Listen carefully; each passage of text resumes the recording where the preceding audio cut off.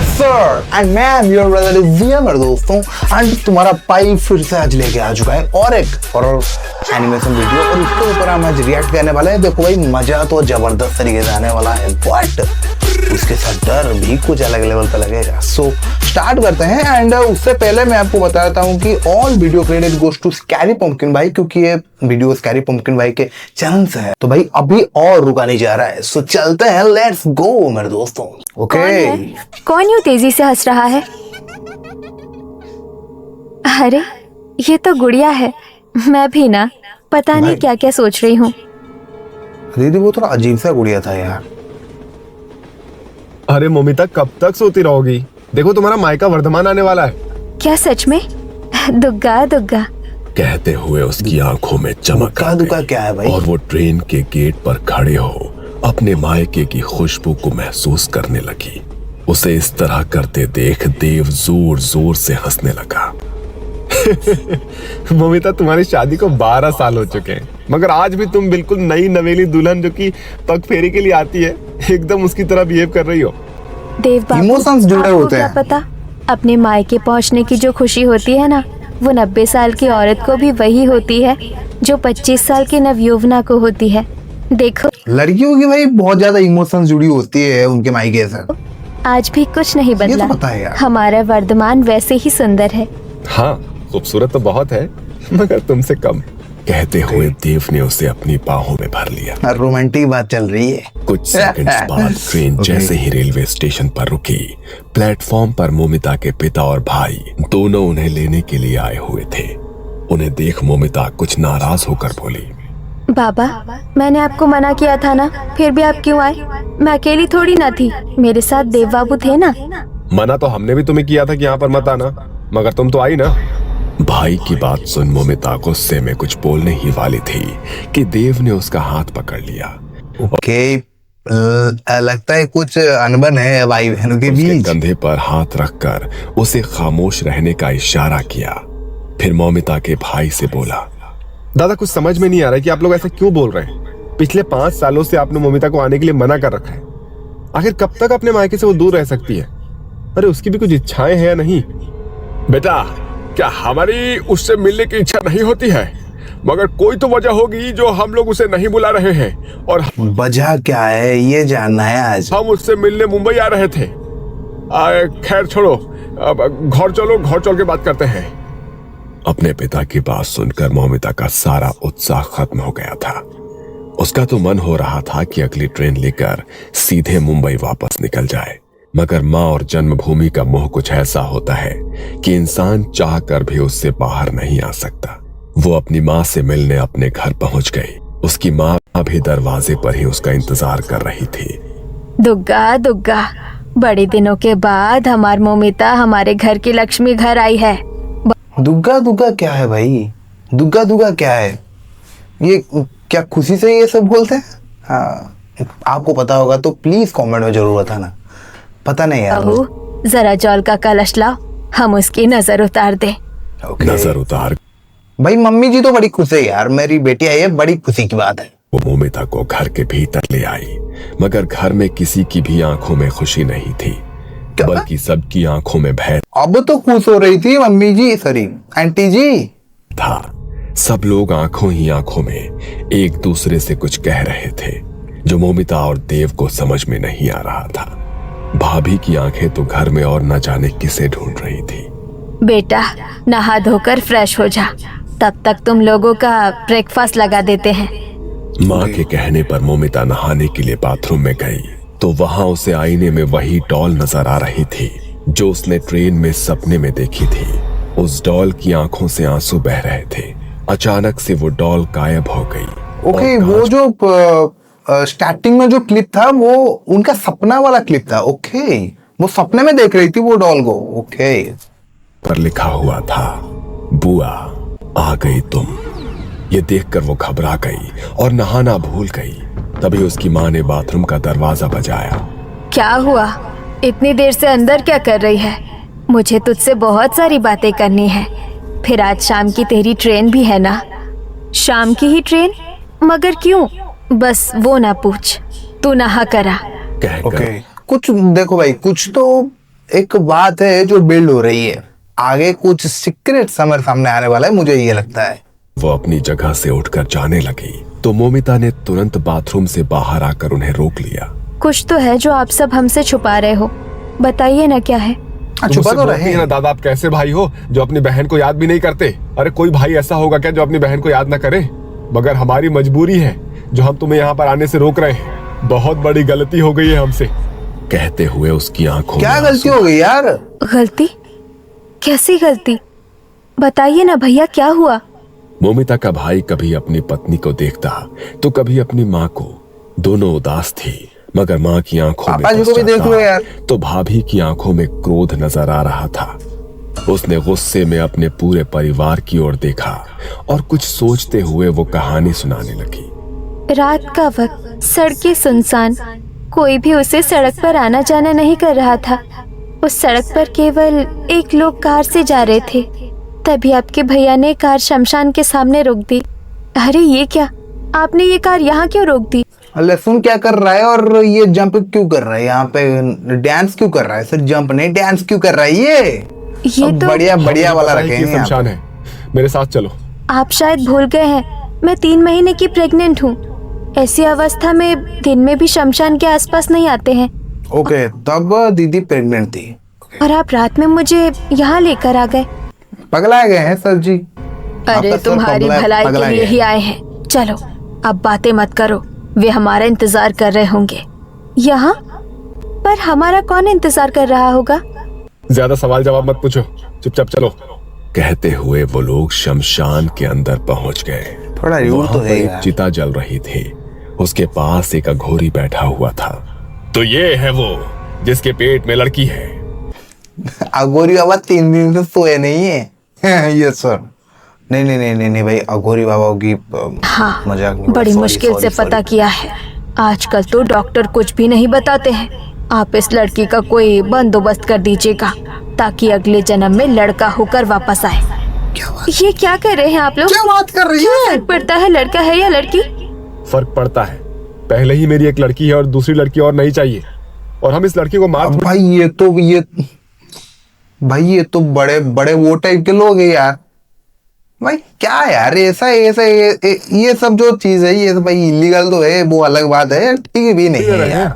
मारना होता तो अस्पताल चलते, यहाँ नहीं आते हम लोग। अरे हम इसे वापस भेज रहे हैं ताकि लड़का बनकर वापस आ सके। ये कैसी बातें कर रहे हो? नहीं यार, ये कहीं तो ऐसा भी हो बेकार सकता वीडियो है क्या? होता है, तभी तो हम यहाँ पर आए हैं। अब एक शब्द और नहीं, चुपचाप से यहाँ बैठो। कहते हुए उसने अपनी पत्नी को वहां बैठा क्या दिया। बोलूं इनको, उस अघोरी ने क्या? कुछ जड़ी बूटी का रस पिलाया और उसके बाद वो बेहोश हो गई। जब उसे होश आया तब तक वो अपनी बेटी को खो चुकी थी। वो खुद को कितना बेबस महसूस कर रही थी, मगर अपने पति और सास my के God, आगे मेरे दोस्त। वो कुछ भी नहीं बोली। क्या भाई यहाँ पे जो चल रहा है ये तो बड़ा गलत है यार। उसके जो भाई और जो माँ है ये तो बड़े खतरनाक लोग हैं यार।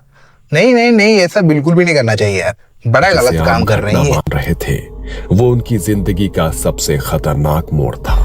हे कुछ भगवान, दिनों के बाद सद्बुद्धि दो उनकी थोड़ा जिंदगी इनको। में वो अजन्मी बच्ची लौट आई थी, जो कभी अपनी माँ को आईने में नजर आती तो कभी घर की छत पर। उसकी आंखों में आंसू की जगह खून बहते थे। एक रात सुनसान सड़क पर वो तेजी से चीखता हुआ भाग रहा था। भाग भाई भाग। ऐसा लग रहा था कोई उसके कानों में जोर से चिल्ला रहा हो। वो अपने कान ढककर जमीन पर बैठ गया। उसे आसपास का कोई होश नहीं था।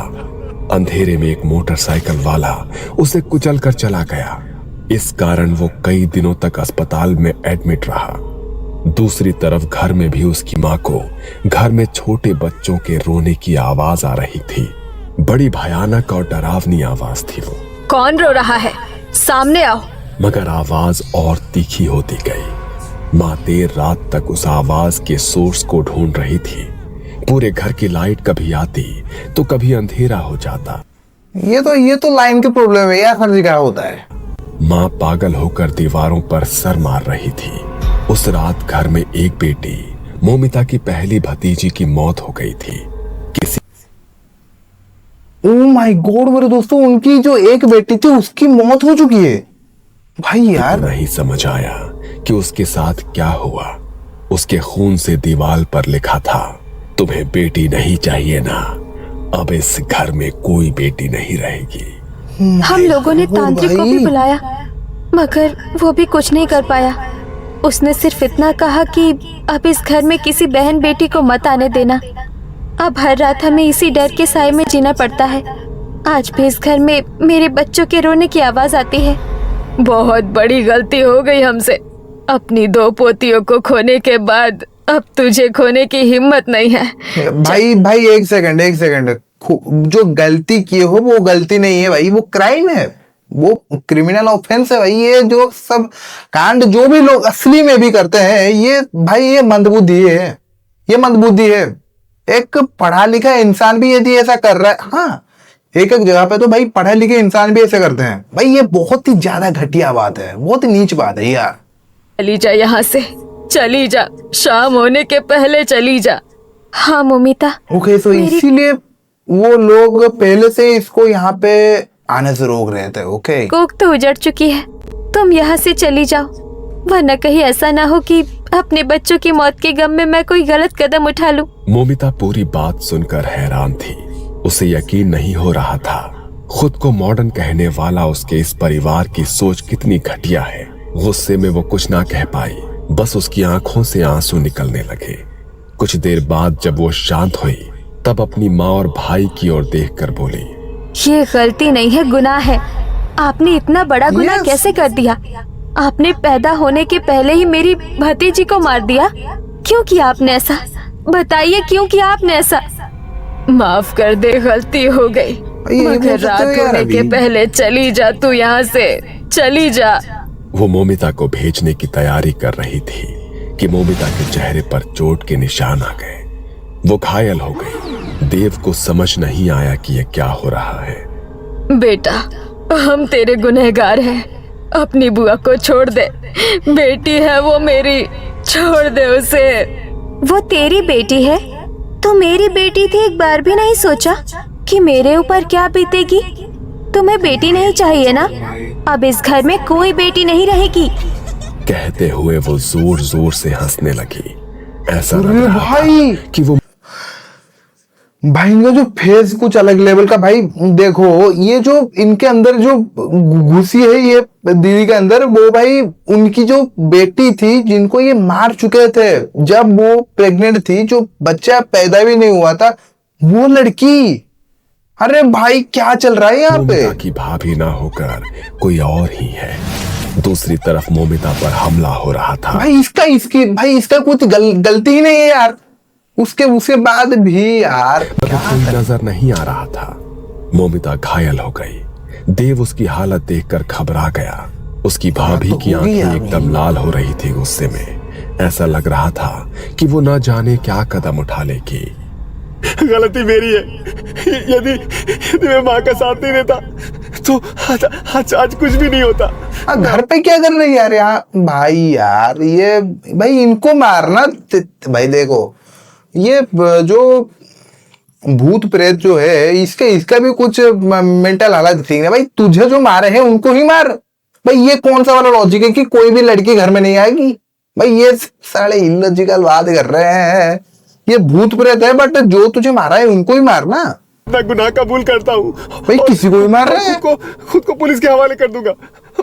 नहीं, पुलिस के हवाले नहीं। मैं खुद को खत्म कर दूंगा।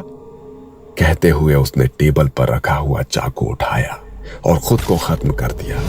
दूसरी तरफ साए के हमले से मोमिता की भी मौत हो चुकी थी। उसकी माँ ओह माय गॉड भाई, कितनी खुशी से वो लड़की आई थी अपनी मायके में, मर गई यार। नहीं यार, ये खड़ी पश्चाताप कर रही थी। ठीक काम नहीं किया ये सब। भाभी बोली, आपने मेरी कोक उजाड़ी थी, देखिए ईश्वर ने आपकी भी कोक को उजाड़ दिया। इंसान का किया उसके सामने आ ही जाता है। कहते हुए उनकी आंखें लाल हो गई और चेहरा विकृत हो गया। अब मोमिता की भतीजियों को तो मुक्ति मिल गई थी, मगर कहते हैं कि आज भी मोमिता की आत्मा ओ माय गॉड भाई, खत्म हो चुका है। एंड ये जो कहानी था, ये जो हॉरर स्टोरी था, ये सिर्फ एक स्टोरी नहीं था भाई, इसमें बहुत सारे ऐसे चीज है जिससे कि हम सीख सकते हैं, क्योंकि पढ़े लिखे लोग भी कुछ है जो कि ऐसा भाई कर रहे हैं। और ये सब जो कांड करते हैं जो लोग, वो एक क्रिमिनल ऑफेंस है, और किसी को भी ऐसा सब कांड करना भी नहीं चाहिए, बिल्कुल भी करना नहीं चाहिए। एंड आज के लिए इतना ही, मिलते हैं और एक वीडियो में, और एक एंटरटेनिंग या ऐसे ही हॉरर वीडियो में या क्राइम वीडियो में, क्योंकि हम क्राइम स्टोरीज भी बनाते हैं, क्राइम स्टोरीज के ऊपर रिएक्शन वीडियोस भी बनाते हैं। एंड तब तक के लिए बाय मेरे दोस्त।